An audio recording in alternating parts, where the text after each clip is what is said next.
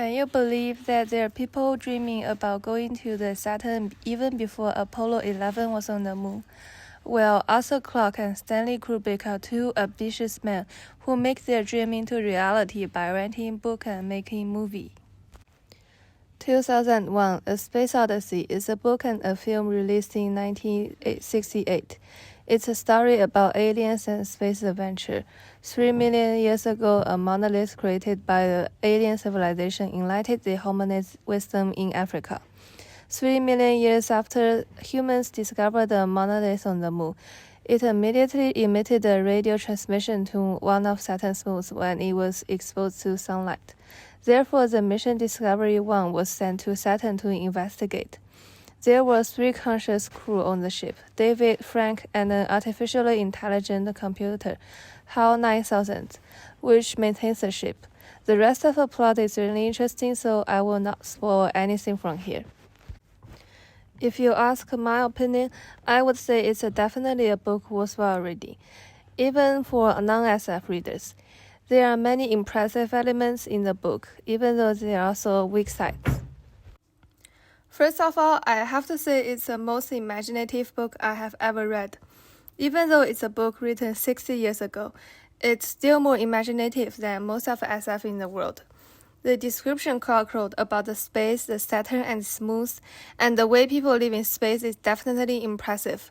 As a person who knows nothing about physics and astronomy, I don't know whether Clarke's imagination is scientifically right or not. But he did make some amazing predictions on the development of technology.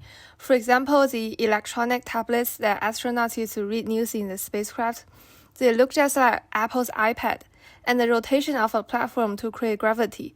Through these examples, you can see why this book doesn't make 20th century humans feel like they are reading their childhood diaries, filled with stupid sentences and embarrassment. It is not only the imagination that should be appreciated in this book, but also the themes and topics it talked about. In the book, Clarke talked about the possibility of an alien civilization that's much smarter than human, and their impact that they had and will have on humans. Clarke describes the alien in a mysterious way, stating that they have discarded their presence as a physical matter, which is much smarter than boring aliens with big eyes, big heads, and thin bodies. Clarke also talked about the convenience and danger of AI 60 years before ChatGPT came out.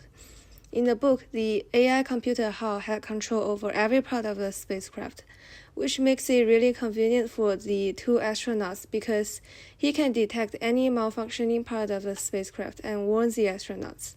However, it is also the intelligence of HAL that makes him feel conflict and guilty about his assignment, which leads to a terrible accident. Clarke also warned humans about the danger of giving too many rights to AI. This might be another prediction he made that will have proved true in the future. The weak aspect of a book is also very obvious. The characterization of a book is not good. There are 2 astronauts, but you can't see any difference in their personalities. You don't feel weird even if their roles are switched, compared to how they are more like robots. Robots who serve to the plot of exploring the space. It is reasonable to ignore the characterization a little bit in the book that mainly talks about the space. But at the end of a book, Clarke suddenly wrote something about the astronaut's emotion with someone who never appeared in the book before.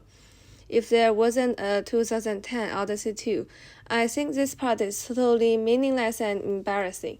I see that Clarke wants to show his character's personal emotions to have a contrast with the vast in space.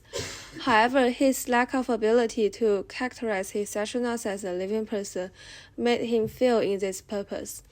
But if you're thinking about the whole Odyssey series, you can see his improvement on that ability. As long as it doesn't come to love, Clarke is doing great on emotions. Overall, it's definitely a book worthwhile reading. It really gives us an insight of what the space and SF could be. Moreover, it's not only an imaginative trip to the space, but also a trip to humans' future, to think about what danger we might face as a species living on the planet Earth.